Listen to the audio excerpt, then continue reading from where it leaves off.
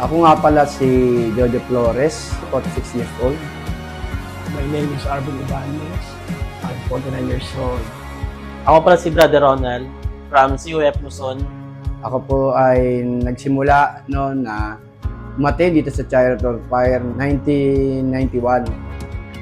At nahinto po ako dahil nabisi po sa trabaho, sa dagat. At ngayon po ay nag-continuous po ako. Bumalik po ako ngayon noong 10 years ago. Sa pagbalik ko po ay ginamit po tayo ni Lord sa ministry po.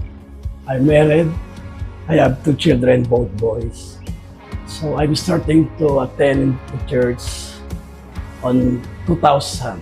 Attendees po kami nung 2005 to present. Mula sa Palmera to Luzon, continuous namin na paglilingkod sa Lord.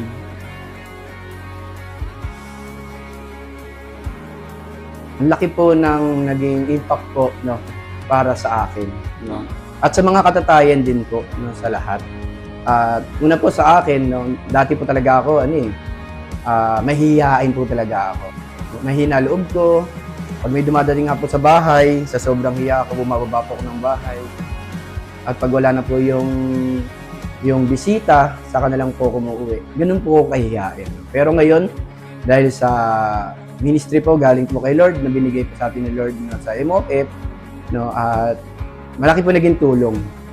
At isa po ako binigyan ng Lord ng lakas ng loob, tibay, para sa harapin kung ano yung pinag-utos ng Panginoon. At sa bawat na mapakinggan po natin sa MOF ng word na galing po kay Lord, ay nagpapatatag po sa atin, nagpapalakas.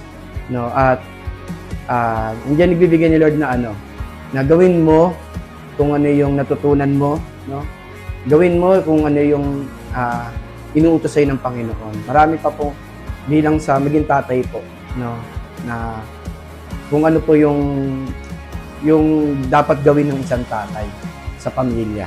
Yun po yung para sa akin.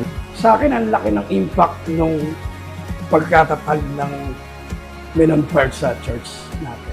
Kasi itong proyekto na to, napakaganda bilang sa isang, especially sa ating mga katatayan.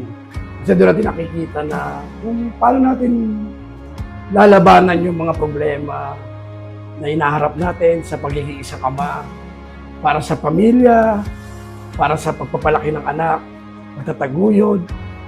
Siyempre, especially doon sa buhay espiritual natin, kung paano natin papapasukin ang espiritual na buhay natin at i-apply natin para sa pamilya natin.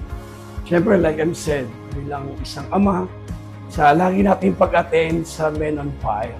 So dito natin nakikita na may mga pagkukulang pala tayo bilang isang ama na hindi rin natin minsan nalalaman na may kulang na pala ako.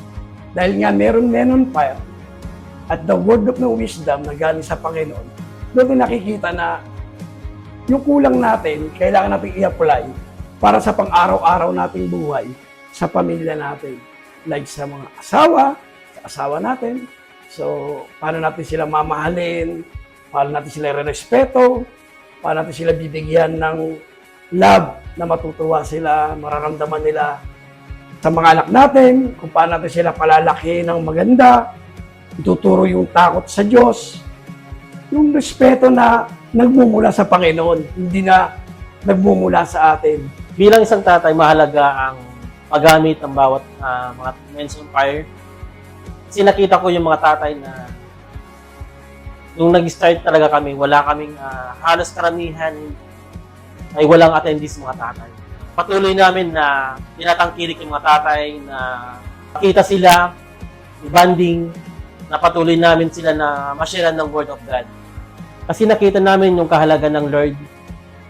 Bilang isang leader, nakita namin yung kahalagan niya na patuloy kaming ginagamit hanggang sa kasalukuyan. Kasi maraming mga tatay doon sa Luzon na mahihiyain. Ang ginawa namin talaga, binild namin yung CUF Luzon ay patuloy na ma-multiply yung mga tatay namin. Kasi yung mga tatay, nakita naman natin kung paano po sila nawala. Ginamit kami ng Lord para patuloy po silang hikayatin makapaglingkod at makita natin sa kanila na sa atin mismo paano kami gamitin ng Lord bilang isang mag-asawa at sa lahat ng pamilya namin.